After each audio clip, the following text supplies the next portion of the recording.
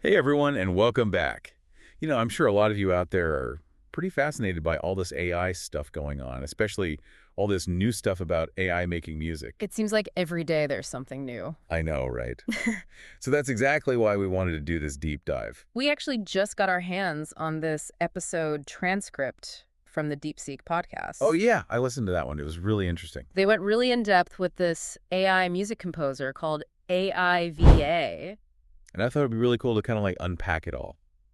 Like what does it all mean? Yeah, what is this AIVA thing and why should any of us care? Exactly. So maybe we can start with like the basics. What is this AIVA thing anyway? Well, from what I remember from that podcast, it sounded like AIVA is like a system. Yeah, a system that's made specifically for composing music. Okay, so it's not just like some general AI that just happens to be able to make music. Right, it's like its whole purpose is to compose music. And they kept talking about deep learning. Yeah, that's what makes AIVA so powerful. So for those of us who haven't exactly like mastered music theory, what is deep learning? Like how does that even work with music? Okay, so imagine you could take like the entire history of music Every song, every genre, everything. and you could just like feed it all into a computer. Like download all of human musical knowledge. Exactly. Well, that's basically what deep learning is. It's like giving a computer a super powered musical education. Right, but instead of like years of classes, it happens in like a flash. Wow. Okay, so then what? What does AIVA do with all that musical information? Does it just like spit out Beethoven or something? No, it's actually way more interesting than that. Wow. So AIVA takes all that knowledge, all that music it's learned, and it uses it to write totally new music. So it's not just copying. Nope, totally original stuff. That's pretty wild. But how long does that even take for a computer to like write a whole new song? You're not going to believe this, but it can do it in seconds. Seconds. No way. I can't even pick a song on the jukebox that It's fast. seriously that quick. Okay, so then what kind of music does it actually make? Like, is it all just generic elevator music? No, not at all. AIVA has some pretty impressive features. Okay, like what? Oh, like we said, it can compose music instantly, but it can also customize the style of the music it makes. So like what? For different situations. Exactly, like you could use it to write music for films or video games or commercials, anything you can think of. So like if I'm an indie filmmaker and I don't exactly have a Hollywood budget, I could still get like a custom score for my movie. Yep, that's the idea. That's pretty cool. I can see how that would be really useful. And the customization goes even further. It can also replicate different musical genres. So like it could write something that sounds like classical music or jazz or even like electronic dance music. Exactly. And on top of all that, it has tools for editing the music, too. So it's like a whole music production suite all in one. It really simplifies the whole process. Okay, I'm starting to see why this is such a big deal. But let's step back for a second and look at the bigger picture here. What makes this AIVA thing a game changer for music? Well, for one thing, it means that anyone can create professional quality music now. You don't need to go to music school or spend thousands of dollars on equipment. Yep. You just need AIVA. It's like it's putting a recording studio right at everyone's fingertips. Exactly.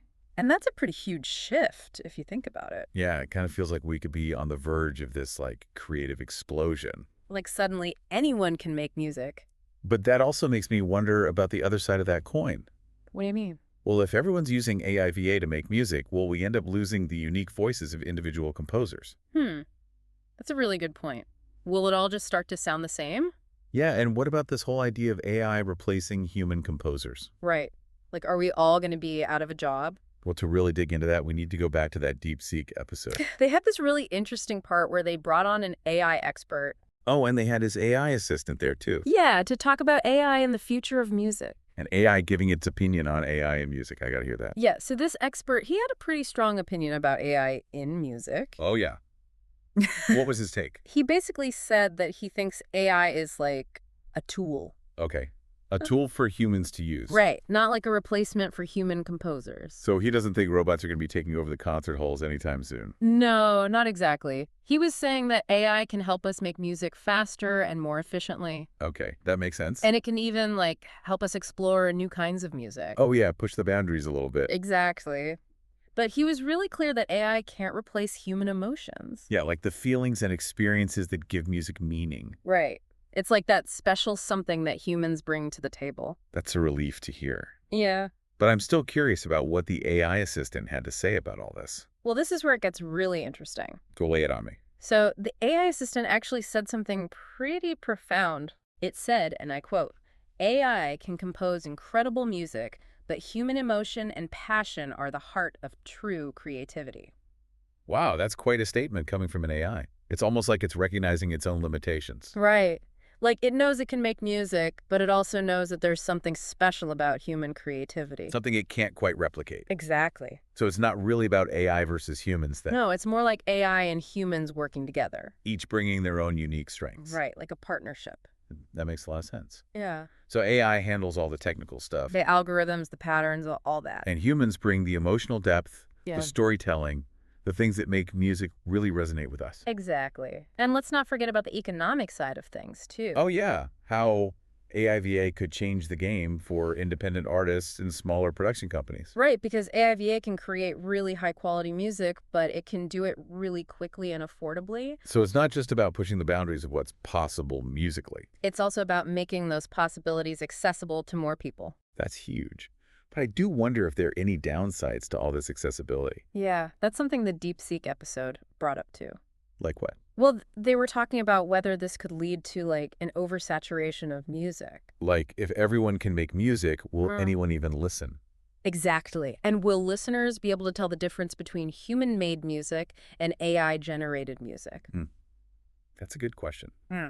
And honestly, I think that's where the real value of this deep dive comes in. How so? Well, it's not just about understanding AIVA as a specific piece of technology. Right. It's about using it as a way to think about the bigger implications of AI in music. And maybe even beyond music, It's like we're at this crossroads right now. where the path ahead is full of exciting possibilities, but also some potential pitfalls. Exactly. And we need to be aware of both. Yeah, it's like technology is a double-edged sword. It can be used for good or for bad. Right. It can amplify human creativity, but we also need to be responsible with it. So as we're figuring out how to navigate this new world of AI and music, We need to think about the ethical side of things, too. to make sure that AI is being used to enrich and diversify music. Not to homogenize it. Right. So for all our listeners out there who are musicians or composers or just music fans in general, What's the takeaway message here? should they be excited about AI or scared of it or somewhere in between? That's a tough one. If I had to sum it up, I'd say approach AI with curiosity, Okay, be curious. but also with a healthy dose of critical thinking. Don't just accept everything you hear. Right. It's a powerful tool. But it's up to us humans to guide its development. And make sure it's being used for the greater good of music and creativity. That's a good point. But I don't want to get too lost in the philosophical debate here. Okay. Because that DeepSeek episode also talked about some pretty mind-blowing possibilities. Oh, yeah. Like what? Like stuff that goes way beyond just composing music. Like, what if AI could actually help us understand the emotional impact of music? Go on a deeper level than we can now. Exactly. Like, Yeah. imagine an AI that could analyze your brainwaves. And then compose music specifically tailored to your emotional state That's right. Or what if AI could help us create personalized soundtracks? to enhance our focus or creativity or even promote healing. Right. Now you're talking. That's some next level stuff right there. It is. But is any of that even remotely possible? Or are we just in science fiction territory now? Well, I mean, what was considered science fiction a few decades ago is reality now. True. So who knows what the future holds? The possibilities really are endless. That's a great point. And it's a perfect segue to the final part of our deep dive. Okay. We've talked about what AIVA is, how it works, and its potential impact on the music industry. Right. But before we wrap things up, I want to leave you with a thought-provoking question to ponder. Okay. I like where this is going. We've discussed how AIVA can mimic existing musical styles. Right. Like classical or jazz. But could it be used to create entirely new genres of music? Genres that wouldn't even be possible for humans to conceive. Whoa. That's a big question. I know, right? And to be honest, it's something I've been thinking about a lot myself. It's pretty mind-blowing. Like, we've already seen AI create art, you know? Yeah, and write poetry and stuff. And it's all like pushing the boundaries of what we thought was possible. So why not music? Exactly. What if AI could tap into like musical structures and patterns that are just beyond human comprehension? Like open up totally new sonic landscapes that we can't even imagine right now. I mean, it's crazy to think about. It really is. We could be like on the verge of a whole new musical renaissance. Driven by AI, you know? Yeah, AI that can break free from all the limitations of human perception and stuff. Pretty exciting. It is. But I also wonder about the flip side of all that.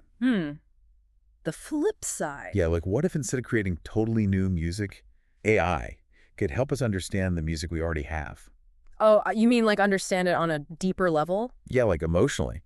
Like what if AI could analyze not just the notes and rhythms of a song? But like the subtle nuances that make it so powerful. Exactly. Like the emotional cues that hit us on a subconscious level. It could totally change the way we think about music. Like how we compose and arrange it, and even just how we listen to it. Absolutely. So instead of relying on just like our gut feeling or intuition, We could have actual data-driven insights into what makes a melody sound happy or sad or whatever. that would be amazing. Like Yeah? it could revolutionize things like music therapy. Yeah, or even advertising. Imagine knowing exactly what kind of music would make people buy your product. Or what kind of music would help people focus better at work or school. Seriously, the possibilities are endless. It's like we've been given this incredible new toolkit. And we're only just starting to figure out all the amazing things we can do with it. It's a pretty exciting time to be alive. It really is. Yeah. So for everyone listening out there, Whether you're a musician or a composer or just a music lover, or even if you're just curious about the future of AI and all that,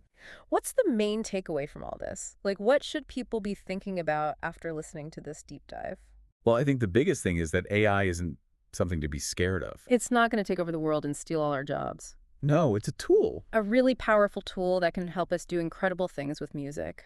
But it's up to us humans to make sure we're using it responsibly and ethically. We need to remember that at the end of the day, music is about human connection and emotion. Yeah, it's about expressing ourselves and connecting with each other on a deeper level. And AI can help us do that in ways we never thought possible. So keep experimenting, keep exploring, keep pushing the boundaries. And who knows, maybe one of you listening out there will be the one to write the first AI-powered symphony that changes everything. That would be incredible. It would.